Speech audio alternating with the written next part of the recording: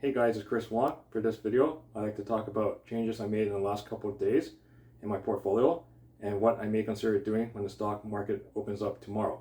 So I'm filming this video as of Sunday, July 28, 2024.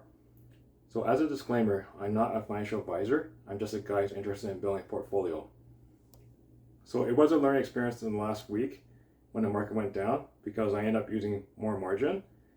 And I actually decided to make a switch a couple of days ago in my Questrade TFSA, not thinking that it was going to affect my buying power, but because my margin account is linked to my TFSA, I just realized that whatever I do in my TFSA is actually going to affect my buying power in my margin account as well. So one mistake I made was getting rid of QQQY and JEPY and buying SPYT and QQQT. Now I'm not saying it's a mistake because I didn't like the funds.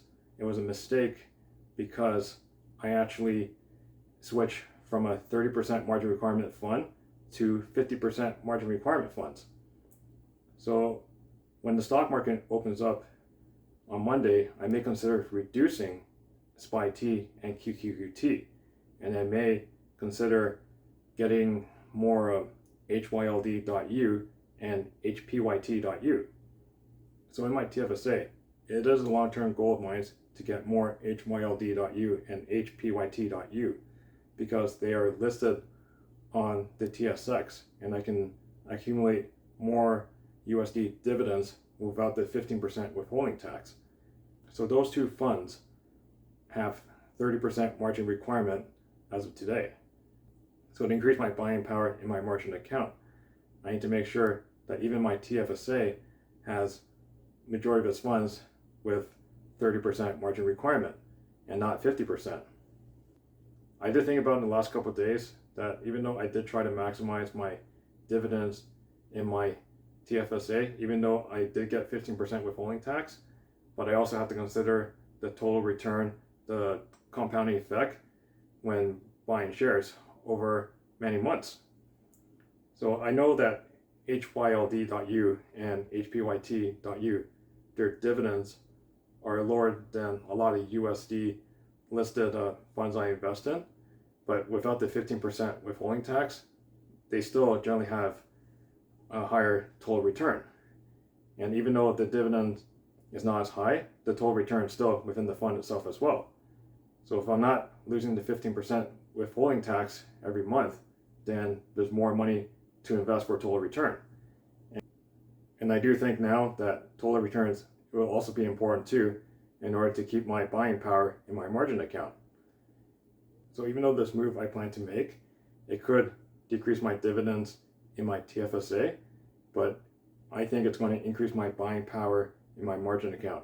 So if the market even goes down further, then I can purchase more shares to average down my funds, or I can actually have more protection in case of rare events. When I'm talking about rare events, I'm not talking about the NASDAQ or the S&P 500 going down in the last week or two, just like cycles of up and down. I'm talking more like the 2008 financial crisis or during the pandemic, I think around March 2020, when the stock market dropped down a lot.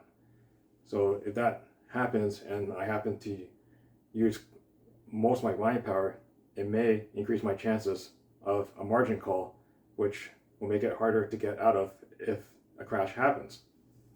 I did consider going forward for the time being to actually contribute into my TFSA in Questrade and just buy Canadian listed funds in the TFSA.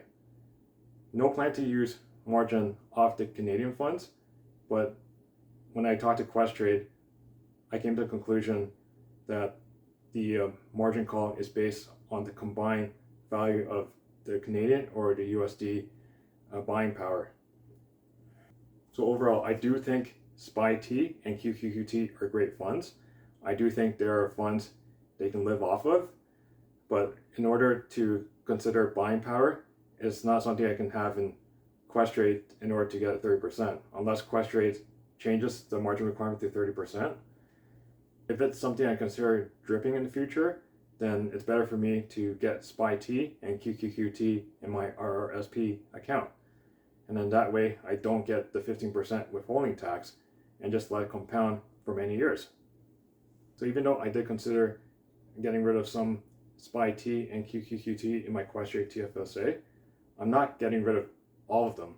I just most likely going to keep about half of each, just because I do like the diversification of getting dividends on different days, and I do like having diversification of having different funds.